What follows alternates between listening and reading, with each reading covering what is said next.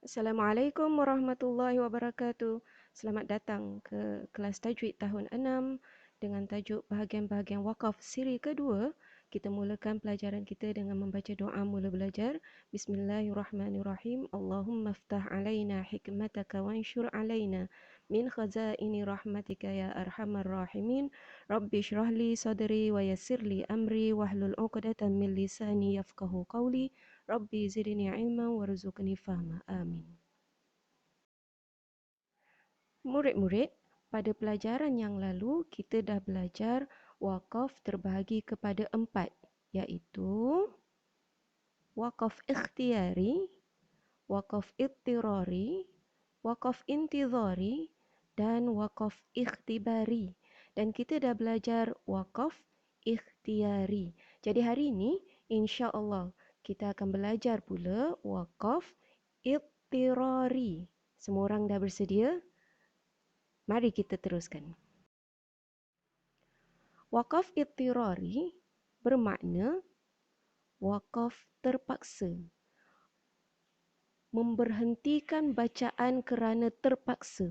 Ada sebab-sebab yang membuatkan seseorang terhenti atau terpaksa berhenti membaca.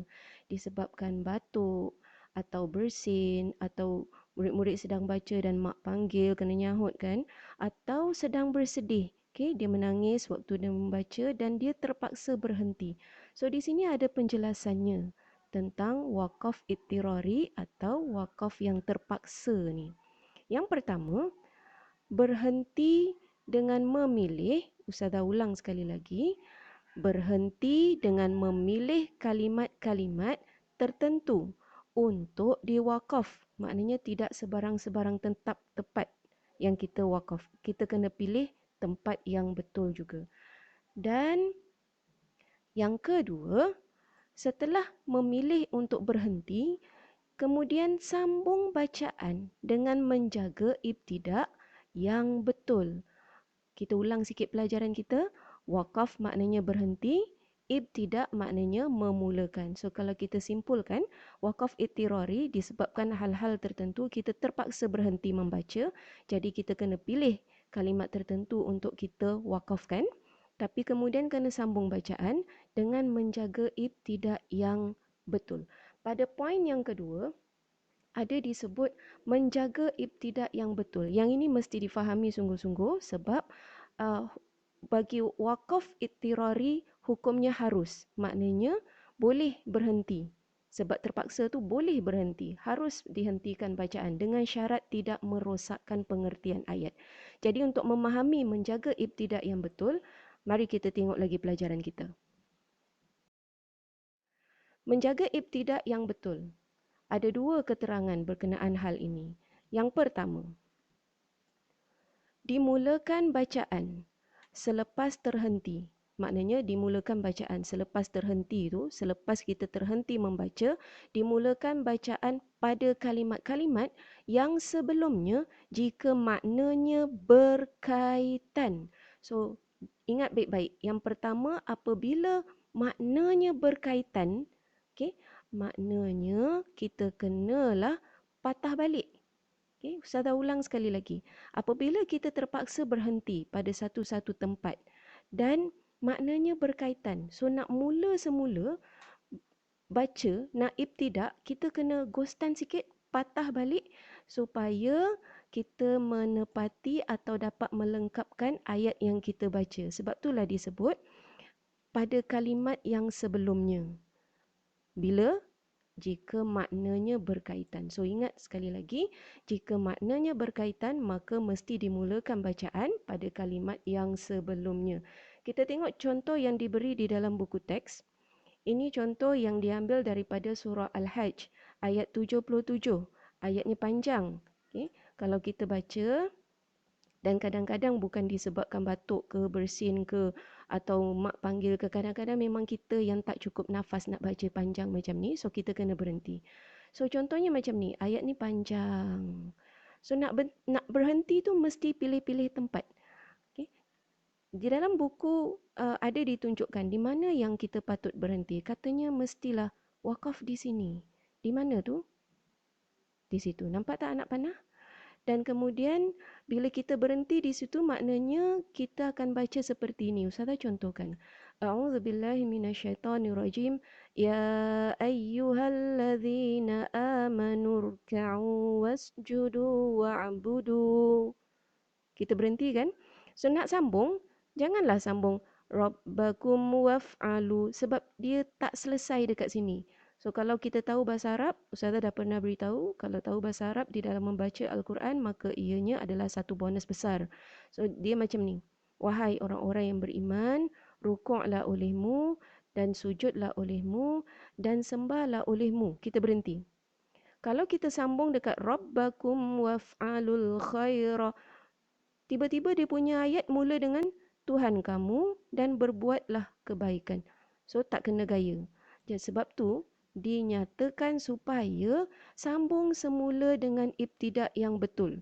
Lihat di sini kenyataan di bawah ni sambung semula di sini. Di sini nanti Ustazah akan tunjuk di mana dengan ibtidak yang betul. Mana yang dia maksudkan? Di sini. So kita baca dia akan jadi macam ni apabila kita nak terpaksa berhenti. A'udzubillahi minasyaitonirrajim. Ya ayyuhalladzina amanu rka'u wasjudu wa'budu. Okey. So apabila dia kata mulakan bacaan pada kalimat yang sebelumnya jika makna berkaitan. Ni makna berkaitan yang tadi Ustazah terangkan. So kita mula dari sini.